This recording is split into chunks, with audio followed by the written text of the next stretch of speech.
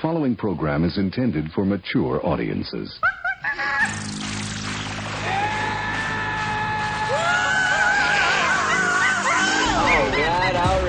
right.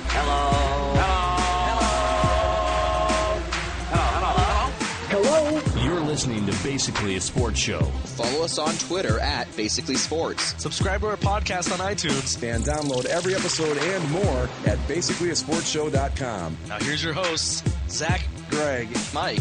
And you're listening to Basically a Sports Show. Zach, I guess congratulations are in order, sort of, huh? You and the young lady friend, 6 months. Yeah. That's very cool. Congrats. I got to tell you, Mike, they're the most adorable couple you'll ever see. Oh, jeez. I've seen some of the pictures from the Ducks games that he's posted on the boards. Yeah. I think he should marry this girl because she's a Ducks fan, and really, after that, what else matters? Yeah. I mean, there's plenty of things that go into it beyond that, but yeah. That's certainly up there on the list. Speaking of the Ducks remain one of 2 California teams to face Stanley Cup. Yeah. San Jose became the 3rd California city to have the Stanley Cup awarded in it. But, and your Pittsburgh Penguins, 4-time Stanley Cup champs. Sidney Crosby, an undeserved Conn Smythe winner. That was my next question. What do you guys think about that? Should have been Phil. There's at least 3 guys I'd get to before Crosby: Kessel, Murray in net, and Chris Letang on defense. How can somebody be the playoffs MVP without scoring a goal? Well, there were 2 of the 4 series. Crosby didn't score a goal in 2 of the series against Washington and in the final. Honestly, I think Phil's the no-brainer. Yeah, Phil led the team in points. Murray would be right up there, but he faltered a little bit where he didn't have some of his best games in the final, which knocks him down. And Letang really came on strong at the end, but he was making up ground on Kessel. Yeah, it should have been Phil's, but Phil got a ring though. That's pretty cool, I think.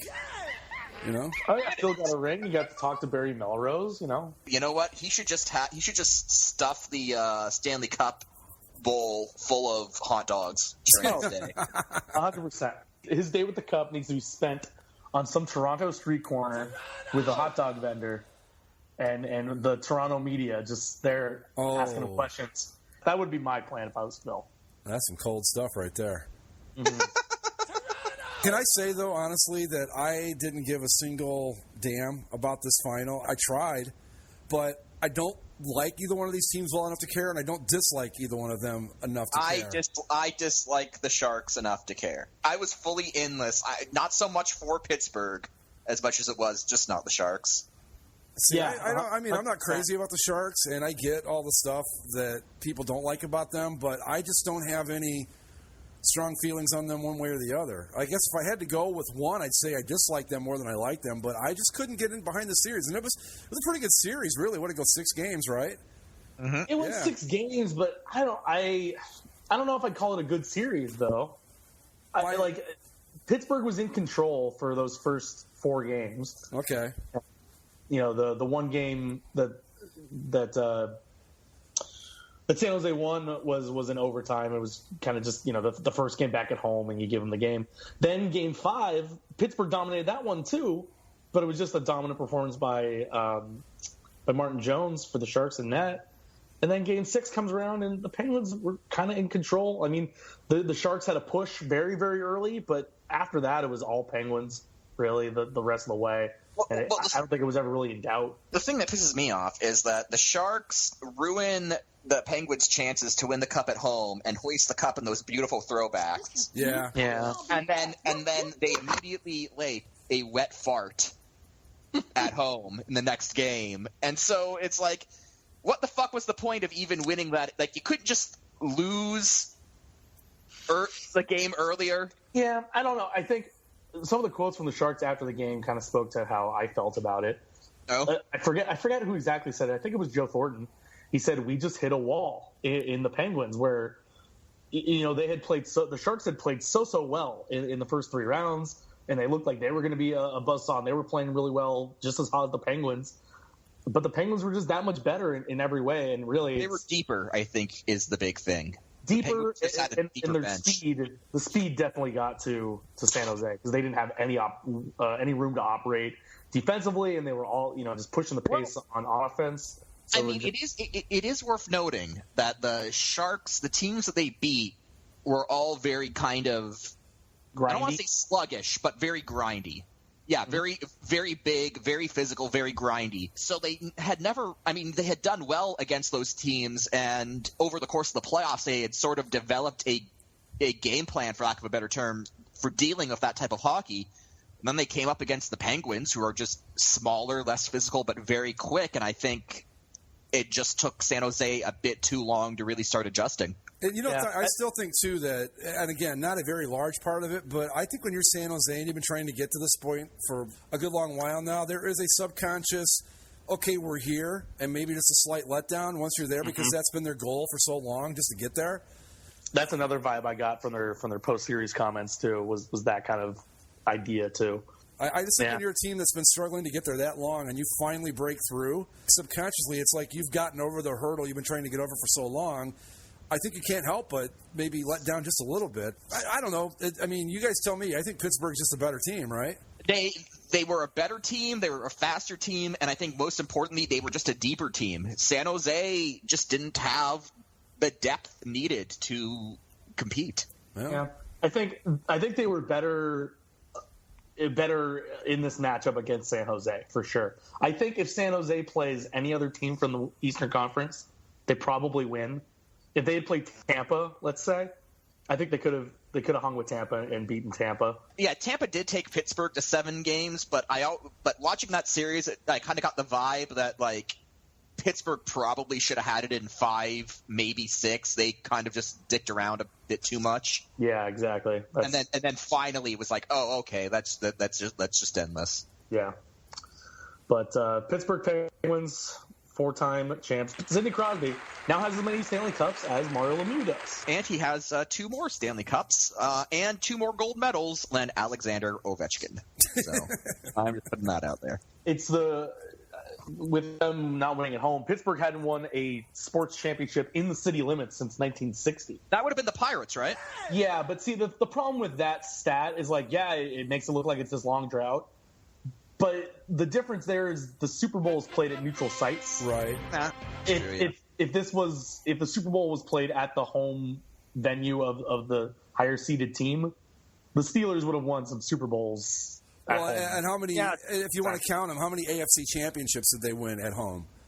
Right. Right. I mean, because they've been there 8 times, I think, to the Super Bowl. They've won 6. They lost to Dallas in '95, and then the Packers. And I don't. Did they lose another one in there somewhere? Or is that it? I'm pretty sure they lost one to Washington or maybe Dallas earlier. Dallas. They lost it. They lost to Dallas in '95 in Super Bowl 30, I think.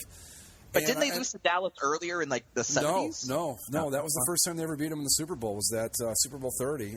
They lost to the Packers in whatever year that was, and I don't remember. Well, they beat the Cardinals, and they beat the Seahawks. I think they've been there 8 times and won 6. Yeah, I guess 8. I thought it was 9. But I thought it was 9 too, but it's only 8. Only 8. Yeah. Oh, jeez. Oh. They've only been to damn near a tenth of all the Super Bowls, but okay. Right. But the Pirates at 79, they won that on the road. I guess so. I guess in Baltimore, yeah. And that the would Penguins be it. have never won any at home, so yeah, well, that's wild. But still, 4 cups. That's pretty good. Yep. Good for the Penguins. Like I said, like I've been saying, this Penguins team as constituted has been too good to have only had that 1 cup back in 2009. Yeah. I mean, they've squandered a lot of good years. They've squandered a lot of Sidney Crosby and Evgeny Malkin's careers, and so it is nice to see them get one more. This team deserved to have more than 1 cup championship. I read a thing too that this was the first year since 1980 that playoff teams had started 2 goalies, and I forget what the exact number was, but it was this thing where. Because you had Murray and Andre Fleury with the Pens, and you had Allen, and I can't remember the other guy's name from St. Louis. Reimer. St. Louis goalie. It happened with Tampa Bay. That was because Bishop got injured. But teams where they played 2 goalies, like Dallas did, where they were flip flopping back and forth. And it was the first time, I guess, since 1980. I'd have to look it up to see what the exact wording of it was, but I thought that was really interesting. I think that just kind of speaks to the philosophy of today's NHL, where there's we talked about it, I think, a couple months ago. There isn't the standout dominant goaltenders that there were. That's what the article said, too. The tagline was basically, to win in the NHL playoffs, you need a hot goalie, right? And it's like, not exactly, something along those lines. But, I was just surprised to see that it had been that long since we'd had a situation like that. Looking back, I'd say like the mid-'90s through to, say, the mid-2000s was really a golden age of goaltenders. Oh, yeah, we talked about it. It was incredible. Just incredible. Yeah. The thing now with the philosophy, too, I mean, you look at these Penguins, you want to have one good starting goaltender, but you also want to make sure your backup goalie is someone that, if the starter goes down, he can win you games. Like, if you have a bad backup goaltender, you're probably not going to win the Stanley Cup. Or, as this series proved, if you're a backup goalie who's actually probably better than your starter. Right. Or I think Matt Murray he's been talked about a guy that's going to take over for them anyway. And I don't want to say he's Ken Dryden, but it was a Ken Dryden type thing, or Cam Ward too, where you're a rookie goalie. He tied the record for rookie goaltender wins in a playoff, which I thought was weird because you have to win 15 or 16 games. So I would have thought one of those rookies before, whether it was the Patrick Waugh or Ken Dryden, and there was one other, or Cam Ward, that they would have all won 16. Think about that, by the way. Those record holders, you got Ken Dryden, Patrick Waugh, and Cam Ward. I was just going to say, yeah. Not like the other. You don't hear Cam Ward in the same conversation as Waugh and Dryden too terribly often, really. Yeah. Cam Ward isn't a bad gig. He's gotten a lot of mileage out of that one cup win. Yeah. Oh, yeah, sure. You can push one good year for a while. Just ask John Tortorella. He's still doing it on the coaching end of things. I have the top 10 ratings for the 2016 Stanley Cup Final. Okay. With cities for the top 10 cities in terms of TV ratings. Oh, obviously. Okay. Well, wait a minute. Are we talking overall for the playoffs or just the final? Or the final. Obviously, Pittsburgh and San Jose are probably going to take the top two spots, right? Pittsburgh is number one with a 31.7. Wow. Not bad. The Bay Area, San Fran, Oakland, San Jose is number 2 with a 7. Ooh. That's a steep. That's a drop. But in fairness to that market, they had the Warriors, who are on the verge of a historic team, competing with that. Well, not exactly, because they're not playing on the same night, so I can't even use that argument. I'm sorry. I don't know what their problem is. You would have thought, all of those participants in the best rec league in the United States would have, tuned in to watch. Well, you got to figure, though, how many teams are in that rec league? Probably, let's say 10. Mm-hmm. And they're not carrying full rosters. I'm going to give them the benefit of the doubt and say they have like 12 guys a team. So it's only 120 people. See, who do you think was number 3? Buffalo.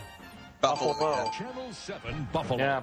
Always up there. 5.8. They were in third place. Which is the only reason they keep getting broadcasts on NBC despite having a pretty terrible team. Yeah, because that does make sense because they have such great local ratings, and I mean they were god awful. Yet I seemed like they were on every Wednesday night. Sabres vs. Bruins. Right. Hashtag rivalry night. Number 4 is the state of hockey, Minneapolis, St. Paul. Number 5 is Denver. Kind of interesting, but Denver's a great sports town. I think. I think if you had to pick a town overall, it's the very best. It's got to be probably Denver. Number 6 is one you will never guess. Okay. If I gave you 10 guesses, you would not pick number 6 on these rankings. All right. So it's not Nashville's not it. Okay. I'm going to go with, we're talking just American cities, right? American sports cities. Well, not even sports cities, because I'm pretty sure this area doesn't have a professional sports franchise. No. Albuquerque, Texas.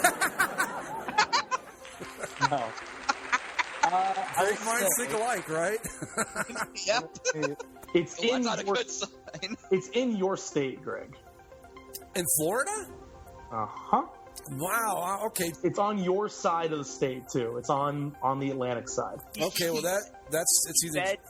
He said no professional sports teams though, so it can't be Jacksonville. And it can't be Miami. West Palm?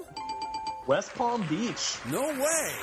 West Palm Beach, your number 3 or number 6. You're right. I would have never in a million years guessed that. Never. They pulled in a 3.9. Wow. Over the course of the final. That makes sense, though. Okay, think about it. A lot of Northerners who like hockey. Right.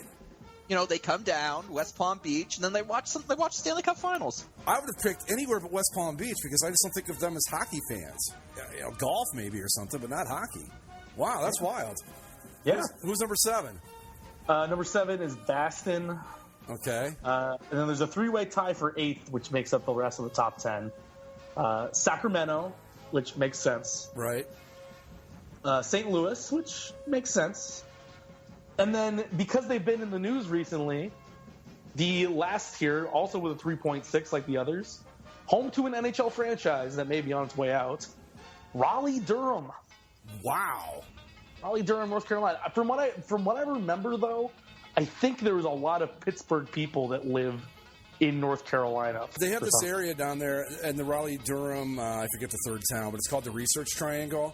Right. And it's filled with transplants from all over the place. But maybe that's why. 2 hockey notes before we close up hockey. The Calder Cup was decided this week, Greg. Yeah. In a sweep, your Lake Erie Monsters brought a professional championship to the city of Cleveland. Right. In the largest hockey crowd in Ohio history. 19,665 people filled up the queue. No kidding. The Monsters knock off the Hershey Bears. Nice job. Way to go, hockey fans in Cleveland. And wasn't the Lake Erie Monster play-by-play guy really excited? I didn't see it, but I think it was friend of the show McCarthy who was saying how he was going on about, yes, dreams do come true. Okay, that might be a little overstating it just a bit. But the drought is over. I can tell you this: it's going to be the only championship that comes to Cleveland this year. Mm-hmm. Well, before we talk about that, the last bit of hockey, which I think is very important to get to, 2 weeks in a row, 2 legends leave this earth. Last Friday, at the age of 88, Gordie Howe passed away. Mr. Hockey, as it's well known, the guy that held all the records before Wayne Gretzky broke them. Even Wayne Gretzky calls him the greatest hockey player who ever played. One of the salt of the earth type guys, nice, but physical. The Gordie Howe hat trick, even though he only had 2 in his entire career, is something that lives on in terms of hockey lore and stuff like that. Mm-hmm. But Gordie Howe was one of a kind. A player that was before his time. I think I put it on Facebook that I actually got to see him play, but it was when I didn't appreciate it for what it was at the time. But, he's just one of the all-time greats. I mean, when I think of the Red Wings, he's the first thing I think of. Despite all him playing well before my time in his prime, didn't he do some sort of stunt where he played at a really, like, in his 50s or 60s? Mm-hmm. Was it a WHA team or maybe an AHL? Yep. He became the first hockey player to play in 6 different decades when he suited up in 1997 for the Detroit Vipers at the age of 67. Yeah. Like this, I mean, he played 31 years with the Red Wings, then went away, came back with the Houston Aeros in the WHA to play with his sons. Right, that's what I was thinking of. That, yeah.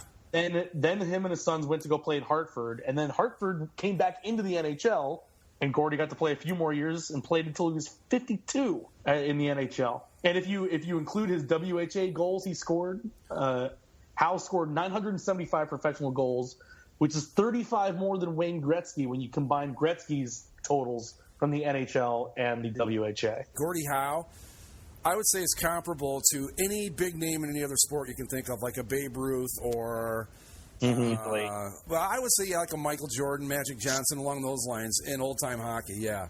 He's a legend. There's no other way to put it. He was the undisputed greatest hockey player who ever lived until Gretzky came along. Yeah, I would agree with that. And, I mean, the guy was still playing when he was 52 freaking years old. Come on. And he scored 15 goals that season. He scored 15 goals as a 52-year-old. Like, we sit here and we marvel the fact that, Jaromir Jagr is still putting up points at 44. Like, it's not even like when Chelios was still hanging on at 48. It's like, just get out of the league, you dinosaur. But Howe was still productive as a old man that, they weren't wearing helmets. His white hair was just out for everybody to see, and he was still competing. Yep. Yeah, an all-time great, just an absolute legend. Yeah, it's a shame. Yeah, we've lost 2 in a row. I'll agree. I would. It's been a tough year. 2016 has there's not been been a a good lot. year for this stuff. No. It's been a tough year, but on Gordie Howe, I mean, the guy lived a full life. It's not like it was cut short or anything. Exactly. And honestly, I mean, he lived a full life. It was his time to go. And in that full life, he redefined the greatest sport in the world. So, you know, think about it. He was 88. very, very, very few better ways to go out than he did. He was 88 years old, right, when he died. Mm-hmm. Despite the fact that he was 88 when he died, it was only 36 years ago since the last time he played hockey. Think about that for a second. Yeah.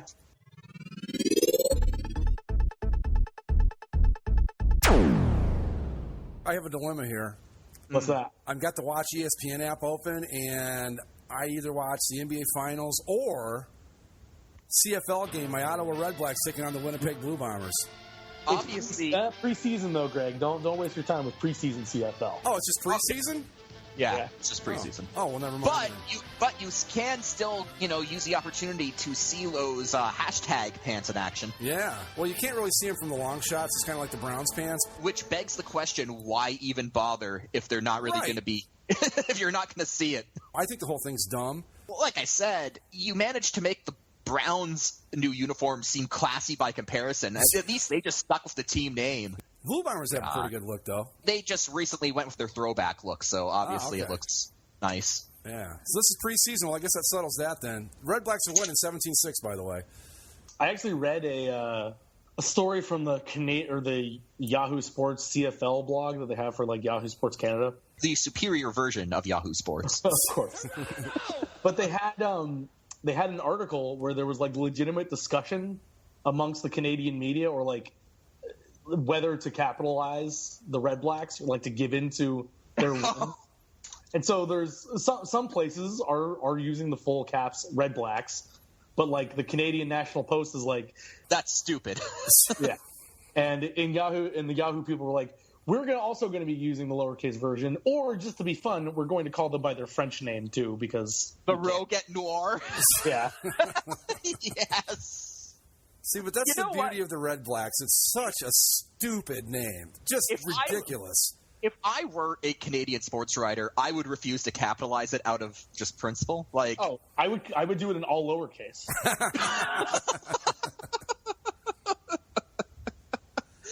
And you know what? Fuck Ottawa, the city of Ottawa, for making us have this. I could just blame the team, but I'm not going to. I'm just going to blame the city because fuck everything about Ottawa. What is the reasoning behind doing it in all caps anyway? Have they ever explained that? They're making a bold impact on the Canadian football landscape. I don't know. Zach's probably not far off. I haven't looked into it that much. Yeah, when they went 3-15 or whatever it was in their inaugural season, that was really making an impact. Way to go, guys. And to think that my Tiger Cats previously had the dumbest name for being kind of redundant. We've been supplanted by the Red Blacks. I'm not so certain that the Red Blacks isn't the dumbest name in all of sports. But that's what I love about it. It's just so remarkably stupid.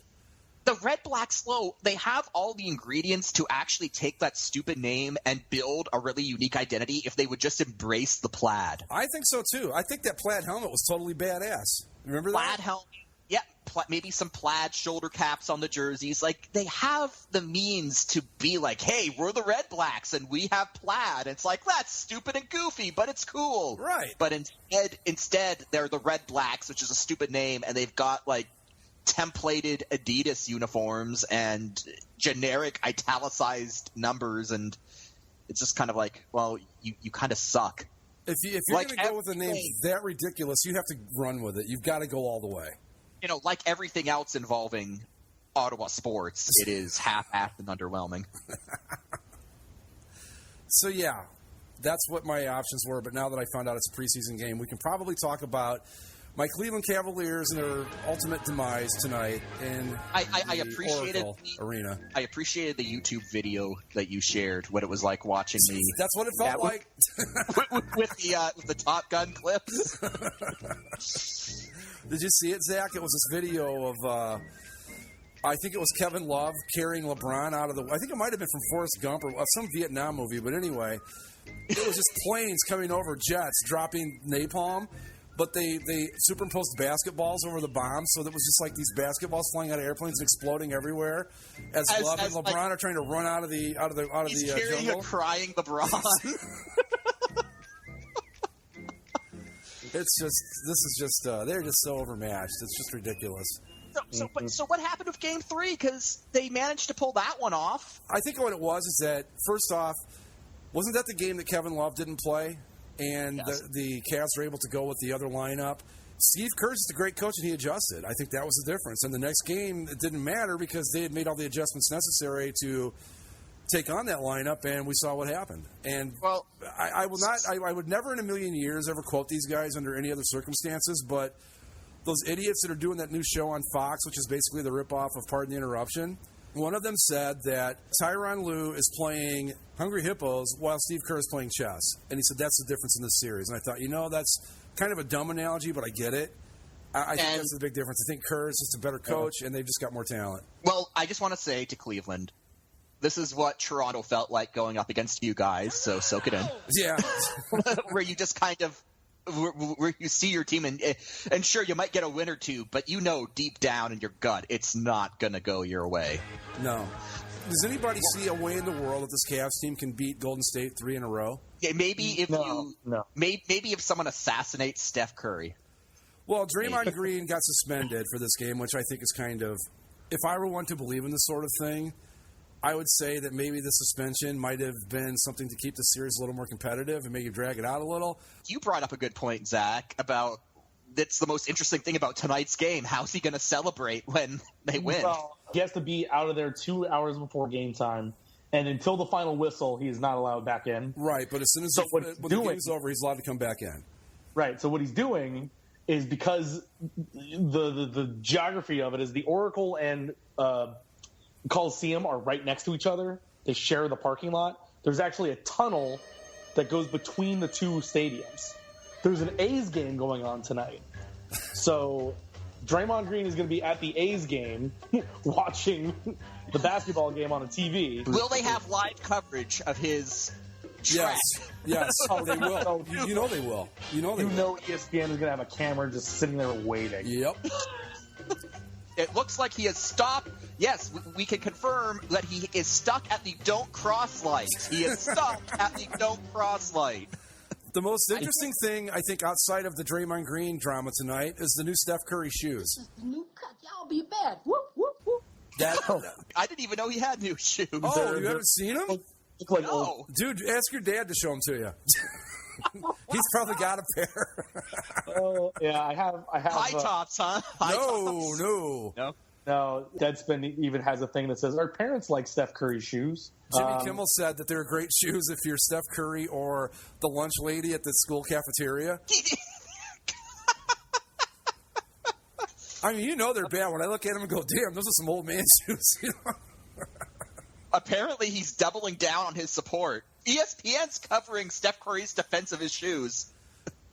Some of the tweets they pulled up. Jim Harbaugh will be wearing these with a tucked-in throwback jersey tomorrow. I saw one earlier. I really liked too. It was like, I appreciate your service in World War II or something like that. I love one of the Deadspin comments, who never disappoint, by the way. They just called them Air Seinfelds. Perfect. My grandmother raves about how comfortable they are for power walking the second floor of the mall. This one guy on Twitter, God bless Steph Curry for making shoes so ugly that nobody's going to kill each other over a pair. Right. That's a good dude. Well, yeah, this is the most interesting thing. This series is, I don't even know what else to say about it. I think that the Warriors win tonight, and they cap off the greatest season in NBA history. Simple as that. Oh, well, I mean, at least you have the Calder Cup. You'll always have that. Can't believe I thought they'd actually pull this off. I got suckered in again. Thanks, Cleveland. Ladies and gentlemen, Zach's Tabs.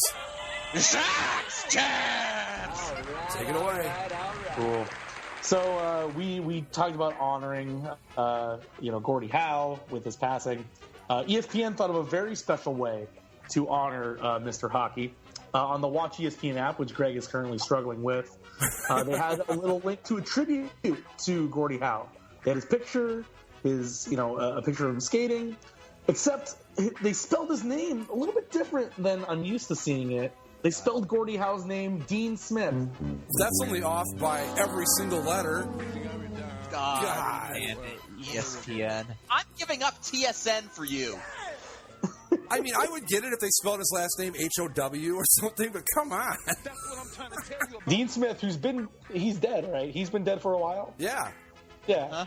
They somehow mixed up the basketball coach of North Carolina, Dean Smith, with Gordie Howe. Speaking of media misreporting deaths, last week, the NFL Twitter account tweeted out this on June 7th. We regret to inform our fans that our commissioner, Roger Goodell, has passed away. He was 7, #RIP. Turns out the NFL's Twitter account was hacked. So Roger Goodell's Twitter account took a picture of himself like walking around the NFL office and, trying to be fun. His quote was, man, you leave the office for one day of golf and your own network kills you off. #harsh. That's all that they could come up with? You hack at the NFL's Twitter and you just say that Roger Goodell's dead? There's so many opportunities. Oh, you know what would have been great? Would have been to come out and say something like, you're right, Super Bowl 40 was rigged, or something along those lines. Or even just be like, we admit we've been lying about concussions. like, come on, guys. Mike, you had mentioned Stephen A. Smith, Esquire, the third. Esquire, God. And, again, I don't know why I even want to, give acknowledgement to this man, but you know what? He just seems to find even crazier shit to say on a weekly basis. He said we had him on last week. Yeah, you had him last week, so I'm kind of curious if we can. How long can we make this a weekly thing? As long as Awful Announcing keeps putting up one of these a week, we'll have one, I guess. Last week, Stephen A. made the claim that Jerry West shouldn't be the NBA logo silhouette. This week, if he were the lawyer in O.J. Simpson's murder trial, he would have won and gotten O.J. convicted for murder. I believe that the evidence was clear, and I've often been on the record saying that anybody can call me what they want to call me. I have profound respect for the late Johnny Cochran, God rest his soul. But if it might be the cockiest thing that I've ever said. Christopher Darden and Marsha Clark did an absolutely horrendous job as prosecutors. Because if it were me, there's no way in hell Johnny Cochran would have beaten me with that evidence that they had. I'm telling you right now, I'm not even a lawyer. There is no way that you would have put 12 jurors in front of me with that evidence, and I would have lost it, even to Johnny Cochran. I'd have won that trial. He's saying that he could actually defeat Johnny Cochran, a trained attorney, in a court of law. When he said, if I were trying that case, we'd still be there, my first thought was, yeah, because you would have never fucking shut up. You'd still be talking after 15 years, whatever it's been, or 20. God. Yeah. So, what an idiot. Stephen A. Smith, everybody. Better than trained attorneys, apparently. Right. Better than Johnny Cochran. Now, to close out the tabs, we have some really distressing news from the world of curling. Oh, no. A scandal has rocked the curling world. As you know, in the past year, we've had Deflategate. If you remember back to the last Olympics, the swimming body, they banned those super suits that they called them, the full body suits. Well, much along those lines, we have Broomgate. I saw this, yes. Oh, no. Yep. There is a new type of curling broom that's been produced by Hardline Curling called the Ice Pad. Now, what the Ice Pad does is the way curling ice is made, it's not just a smooth ice surface. It's what they described as being pebbled, so that there's some friction against the ice. What the Ice Pad does, a traditional curling broom uses a foam or hair which surrounds a given pebble and generates a little extra friction, making the sweepers work a little bit harder. According to the company's website, the Ice Pad, quote, isolates the friction caused by brushing only where the running surface of the rock has contact with the ice on top of the pebble with little resistance. Basically, it gives the sweepers unprecedented control over the path of the rock on the ice, where traditionalists in curling believe the thrower of the rock should have the most influence on the trajectory of the rock towards the house where you score the points there at the end of the curling rink. Well, yeah, we can't have this. You can't have the No, I mean, come on. Okay, this isn't real curling. No. This is a travesty disguised as curling. It can't be allowed to stand. Yeah. No, Brad Gushue, a former Olympic gold medalist, told NPR, "It took a lot of skill away from throwers and put it in the hands of the sweepers and the person who was calling the sweep. It just allowed top players too much control to the point where it is actually difficult to miss some shots on the line." And another Olympic gold medalist, Ben Hebert, told the Ottawa Citizen, "When you throw a great rock, we want you to make the shot. And when you don't throw a great rock, I don't think you deserve to make the shot." I agree. It's an immense skill. And yes, the sweepers are very important, but you don't want the sweeper to be able to basically cheat the system and get the rock into the house. No, at that point, it's not even curling. At that point, you're just basically you're giving the keys to the kingdom to the ice janitor here. I mean, come on. At that point, the game is no longer curling; it is sweeping. I think that this is the equivalent of the Konami cheat code in curling. I think that's what this is. You just can't have it. You can't have it. No. Mm-hmm.